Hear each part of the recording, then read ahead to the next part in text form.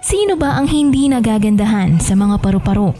Mga munting nilalang na lumilipad sa mga halamanan, mga insektong may pakpak na malaki ang naitutulong sa pagpopollinate ng mga namumulaklak na halaman at mga bulaklak ng mga fruit-bearing trees.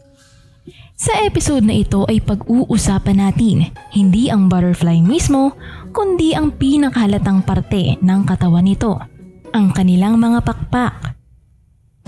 Alam ba ninyong apat talaga ang pakpak ng mga paru-paro? May dalawang kung tawagin ay forewings na mas malaki kaysa sa dalawa pang hindwings.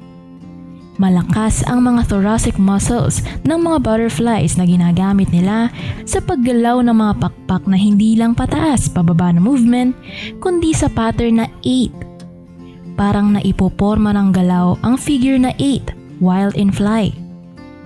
Ayon sa mga pag-aaral, 4 ang pangunahing gampanin ng mga pakpak ng mga paru-paro.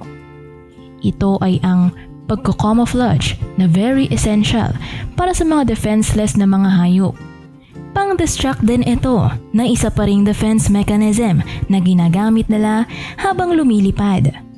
Na i-reflect kasi ng mga paru-paro ang sinag ng araw na nakakapag-confuse sa mga kalaban nila. Ito rin ay nagsisilbing warning sa mga predators na poisonous ang kanilang mga pakpak.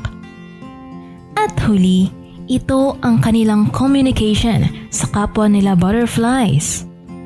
Sa kabuuan, nakikita lang natin ang 4 na makikintab na mga pakpak. But these wings have numerous scales na tinatakpan ang buong pakpak kasama na ng mga microscopical hairs. The scales comprise chitin na nagre-release ng pheromones habang nagtatalik sila.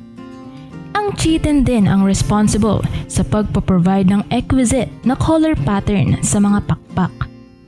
Ito din yung mismong mga powdery substance na natatanggal kapag nahahawakan mo ang mga paru-paro at kadalasang dumidikit din sa mga daliring nakahawak.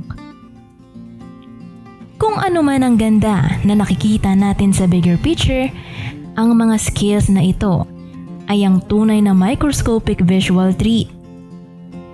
Under a microscope, sila mismo ay mga obra maestra na may mga kulay na naidisenyo hindi lamang sa defensive purpose ng mga butterflies, kundi sa kanilang aesthetic appeal na rin.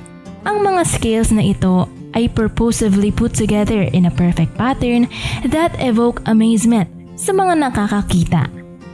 Ang ganda ng butterflies ay naia-attribute sa mga pakpak nito, at ang mga pakpak naman ay utang sa mga saktong pagkakasalansan ng mga extremely tiny puzzle pieces that forms the exquisite living art that is a butterfly's wing.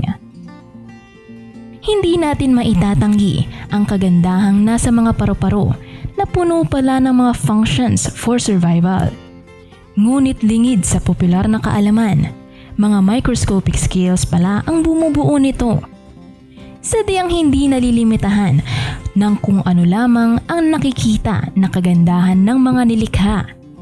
May mga bumubuo pa nito na equally beautiful din. Kinakailangan lang din ng agham at teknolohiya para masusing masuri ang mga kamangha-manghang microscopic composition ng mga nilalang.